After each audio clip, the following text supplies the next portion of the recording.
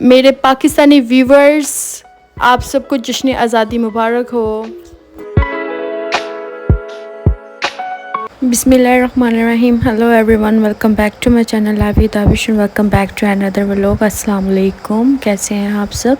आज मैं आप लोगों के साथ शेयर करूंगी मिनी तंदूर, इलेक्ट्रिक मिनी तंदूर का रिव्यू कि किस तरह से ये इस्तेमाल होता है और ये कैसा है। तो यहाँ पे मैं जो है ना कुलचा बना रही हूँ। तो कुलचे के लिए मैंने इसकी ऑलरेडी रेसिपी मेरे चैनल पे मौजूद है।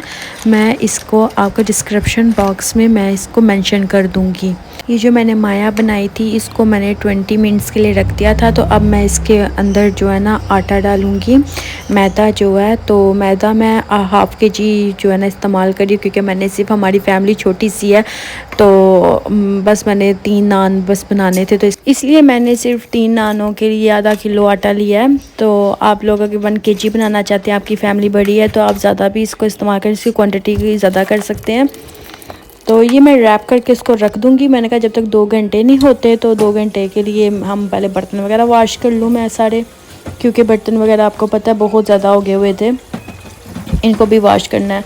तो इंशाल्लाह जो मेरी नेक्स्ट वीडियो आ रही है ना, वो मैं आप लोगों के साथ शेयर कर रही हूँ। एक होम रेमेडी है जो वाइटनिंग फेस के लिए बहुत ज़्यादा बेहतरीन है। उसे आप ज़रूर अप्लाई करना अपने फेस पे। इंशाल्लाह देखना आपका फ़र्क आपको ज़रूर महसूस होगा। तो आपने मेरा नेक्स्ट व्लॉग जो है ना बिल्कुल स्किप नहीं करना, आपने ज़रूर देखना है। तो यहाँ पे आप सबसे गुजारिश करते हैं, अगर आप लोगों ने मेरे चैनल को अभी से सब्सक्राइब नहीं किया तो आप सब्सक्राइब कर लें और अपने फैमिली फ्रेंड्स के साथ भी शेयर करना इस वीडियो को, ताकि उनका भी फ़ायदा हो जाए। उनके भी ये जो बाज़ार की क्रीमें इस्तेमाल करते हैं ना, उनको भी थोड़ा सा पता चल जाए इस बारे में ना। तो यहाँ पे ये देखिए, मैं आपको बताऊं कि हमारे पाकिस्तान में बेचारे मज़दूर कितनी मेहनत करते हैं ना, कितने बेचारे वो सीमेंट और बजरी बनाने के लिए जब लैंटर वगैरह डलता है तो कितनी मेहनत होती है। यहाँ पे देखिए कितना आसान है, बस ये मशीन है। तो यहाँ से इसी की मदद से इन्होंने पाइप लगाया हुआ है और बस डालते जाना और करते जाना है। तो यहाँ पे मेरा जो आटा था ना 2 घंटे मेरे हो चुके थे, बातों में पता ही नहीं चला। तो इस तरह से मैंने इसकी गोल रोटी बना लेनी है। और अगर आप लोगों के पास सांचा होगा तो सांचे की मदद से आप इसको ऊपर निशान डाल लेना, लेकिन मेरे पास तो सांचा नहीं था, तो मैंने अपनी उंगलियों की मदद से इसके ऊपर वो डाल दिया निशान वगैरह। कुलचे की सही लुक आनी चाहिए ना, सही पता चले पाकिस्तानी कुलचा है। तो इस तरह मैंने इसके ऊपर डाल दिए हैं, तिल वगैरह लगा दिए हैं। और अब मैं इसको जो है ना उठाऊंगी और इसके पीछे लगाऊंगी सबसे पहले पानी, और पानी लगाकर मैंने इसके ऊपर रखा है। और आपने एक बात का खास ख्याल रखना है कि आपने इसको 6 पे रखना है, ठीक है।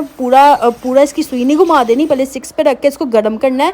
फिर आपने कुलचे के जो आप आटा नान तैयार किया है ना, आपने इसके पीछे पानी लगाकर फिर रोटी को डालना है, ठीक है। और रोटी को आपने उठाकर एक बार चेक करना ज़रूर है कि नीचे से पक गई है, ये ना अकड़ जाए रोटी, ठीक है। ये देखिए मेरा माशाल्लाह से कितना ज़बरदस्त कुलचा तैयार है। आप लोग आउट ऑफ कंट्री में जितनी भी मेरी बहनें मुझे सुन रही हैं, उन्होंने आज तक पाकिस्तान जैसा कुलचा नहीं खाया होगा। आप एक बार ये ज़रूर ट्राई करना, मेरी रेसिपी के मुताबिक ही बनाना और इसको मिनी तंदूर में बनाना, इलेक्ट्रिक में, और पता चलेगा आप लोगों को मज़ा ही आ जाएगा। देखिए ना कितना सॉफ्ट है। तो यहाँ पे ही आप सबसे मैं अपनी बहनों से इजाज़त चाहूँगी। तब तक मुझे दुआओं में याद रखिए, और इंशाल्लाह जो नेक्स्ट व्लॉग आ रहा है ना, वो आपने बिल्कुल मिस नहीं करना। ओके, दुआओं में याद रखिएगा।